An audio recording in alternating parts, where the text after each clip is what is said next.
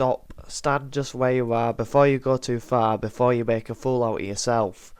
Bradford City have signed Curtis Tilt. Now, there's tilted opinions on this signing. I don't think this is a bad signing whatsoever. I don't think it's an exciting signing, in a flashy name.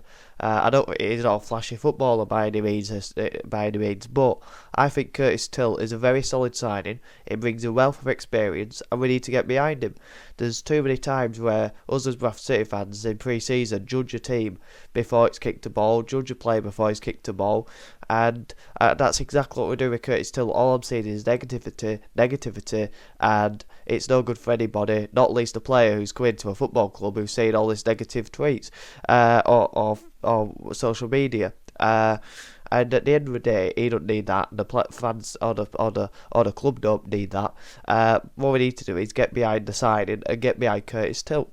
But the actual side itself, I'm quite impressed of the type of player that we're trying to sign again. Now, the quality-wise, I think if we're still in League Two, I'd be quite pleased with it. It would be quite a flashy side at the top end of League Two. And quite ambitious, but when you're in League One, there's a different level of expectation and a different level of standard that you need to be recruiting for. And the signing of Max Power that we've seen, and obviously losing Richie Smallwood, there's a different question to that when you're bringing in a Curtis Tilt. That's why you obviously see the negativity. But I do like the signing of him because what he does bring is plenty of experience. He's got plenty of experience at League 1 level. I think he's played over 150 games in League 1.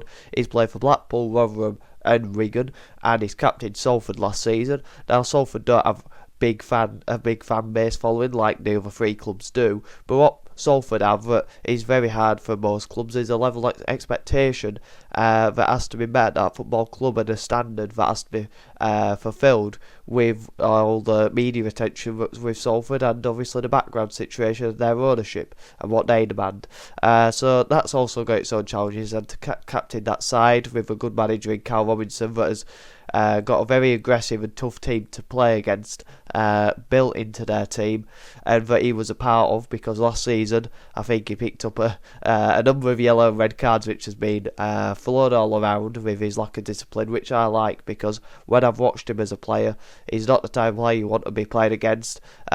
He manhandled Andy Cook throughout that game where they played against us when Andy Cook were in the team, and all the time I've watched Curtis Tilt, he's always a player who'll put in an ugly foul, he'll hassle a man, he'll pull shirts, he'll get in your face. He's just an awful player to not have on your side. When you've got him on your side, he's a lovely man. You know, he's a lovely big friendly giant. But when he's not going for you, you hate him. So you need those type of players. He's got the experience. He's obviously a leader on and off the pitch, being a captain previously. Our first two signings this summer window, I've previously been captains. I've previously played for winning promotion winning sides in this division. So there's plenty of positives in that side of things. Obviously the negatives are, which you have to look at, the cons. He's 34 before he kicks the ball at Bradford City, which is very concerning looking into it. But age is very underrated. Young and hungry players. Now, the problem with signing those type of players are you don't get a good success rate with them. Look at where Peterborough are now. It worked so well for them that they're going to be fighting relegation, because that's what Dust did last season. When you go with that model, it only works for so long until you have to keep replacing those young players who keep getting sold. Look at Notts County. It don't work for so long. You need experienced players, and especially if you play for Bradford City, it requires a different level of experience and character that you've got to have to bottle up. And Curtis Tilt, like I said earlier, with all the negativity, I don't think it'll have bothered him much, and if it has, I've been very concerned that he shouldn't be able to play for Bradford City.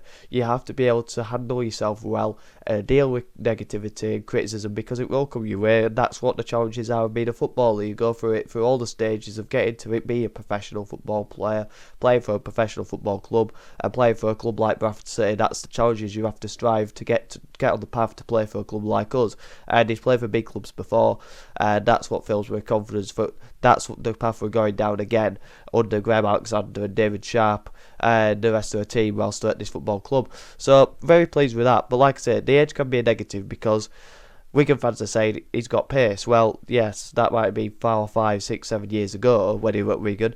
I don't know exactly when that was, but Now, he hasn't. That has something that will have been lacking in his game recently at Salford. Now, I don't think he's getting linked with Ash Taylor type of pace. He's not that slow, but he ain't going to be lightning quick. He ain't going to be one of our quickest players.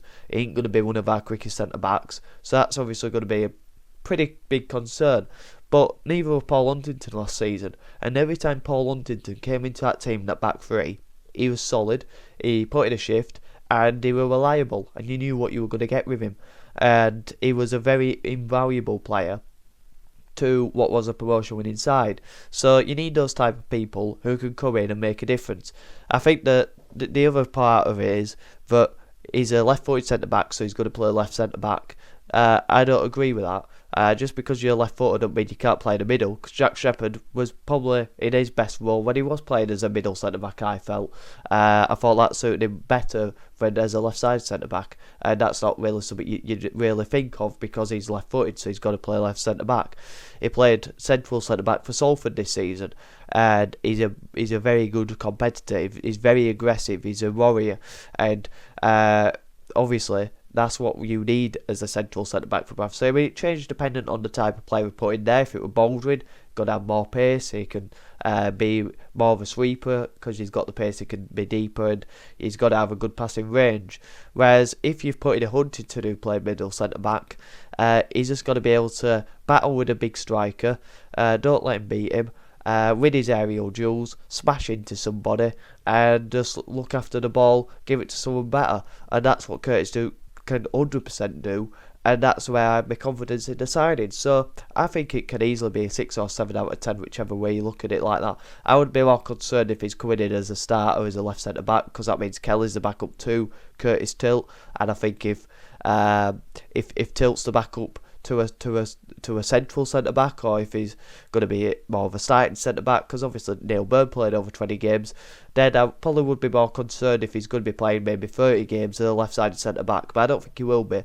He might be more 15 to 20 games as a central centre back, and I think that'd do us just fine. I think that would be a very good bit of business and very smart business to do. You need to bring in these type of people. You need these type of people in your football club, and that's what we saw last season. The experienced pros get what it takes. When we sign young hungry players from these Premier League clubs who come in on loan and don't know how to handle the expectation of the club, that you can bring in someone from non-league who might not know the expectations of the club. Cavan has worked because Cavan is a bit of a one-off because he's got this sort of arrogance about him on the pitch. I don't know what he's like off it, but you'd expect that same sort of type of boyo type of laddish behaviour from him, and it's worked because that's the type of person he is. He can carry himself off it like that, and he ain't too bothered about the weight on the shoulders because he's believing in himself. But it's very hard to find young players like that because young players, they've got to prove themselves, but they've got to prove themselves to a dressing room and to the fans, and it can all get too much, and you've got to think about that as well. That's what's got to play a part. Whereas Curtis Tilt has got nothing to prove, and he can go straight to the dressing room as one of the leading men, and that's what I like about that. So I think it's a very good signing. I'd probably give it a 7 out of 10. I think it's not a statement signing by no means. It's not one where everyone's going to look and go, wow, Bradford City have signed Curtis Tilt, what a statement that is. But it's one where you'll go, it's smart business. It won't cost them too much in wages, but what they're getting is someone who's going to be reliable, dependable, someone who knows the league, someone who's aggressive, someone who suits the system. Because talking about maybe one of the Critchlow, then he didn't suit our system last season. He was very good on the ball, but didn't have the physicality or the height, and got left lacking a bit in 1v1 duels. Curtis still ain't going to do that. Like I say, pace could be a bit of a problem, but if we're bringing in a centre-back next to him who has a bit more pace, Aidan Baldwin and someone else who's a bit quicker, it wasn't a Paul Huntington, was it, when he came in? So I'm not too bothered about that. And also, I think he could replace Neil Byrne. That's not out of the question either. I think when you look at what Stockport did, they brought in other players in that position to replace him. So nothing's off the cards. I still think there'll be 2 more centre-backs coming in alongside him. There might be a couple moving out, but let's not forget Huntington probably going, Critchlow probably going, and I think it has gone, so Kelly could probably be going as well. When you see what happened with Smallwood, nothing's for definite with the players we've offered contracts to, until they've signed a contract. So there could be 2, maybe 3 more centre backs coming in. Matty Pearson's heavily rumoured. I think if he comes in, that means Tilt will be the central centre back, or maybe cover to the central centre back and the left centre back. And we do normally bring in a lone centre back or 2 anyway. Every season you always do, because you can always find a real gem like we did last season with Jack Shepherd. So that's also something that's very exciting. I'm very excited about this summer window.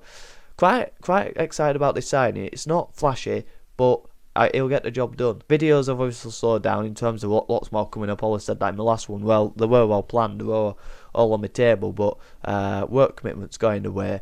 And that's something that will continue to happen, hopefully. So yes, but videos are going to keep staying here, but particularly we're 5 away from 1,000. So if I get 5 more of you lazy people, because if you're still watching and you haven't subscribed, you are lazy. You are what I can class as that. Then if 5 more of you watching now subscribe, then I will continue to do videos throughout the summer, because I've got the meaning to. I haven't got the meaning to for the last 4 years doing the channel. So yeah, but the support is massively appreciated. All jokes aside, it is phenomenal that we're so close to where I've always dreamt of being. That is what we are very close to touching now. It's almost like touching a promotion, so it's unbelievable. The support's always been fantastically appreciated, and it always will be. So thank you very much for watching. Like the video if you did, subscribe if you're new. We are 5 away. But let me know your thoughts, even if you disagree with me, because there will be a lot of disagreement, and I'm not bothered about it. It's a game of opinions, and I have very different opinions to everyone else. But I don't see the criticism too much. I can understand it, but I can't see it. Let me know your thoughts in the comments down below. Like the video if you did, subscribe if you're new. We're on the road to 1,000. Thank you very much for watching. Have a good one.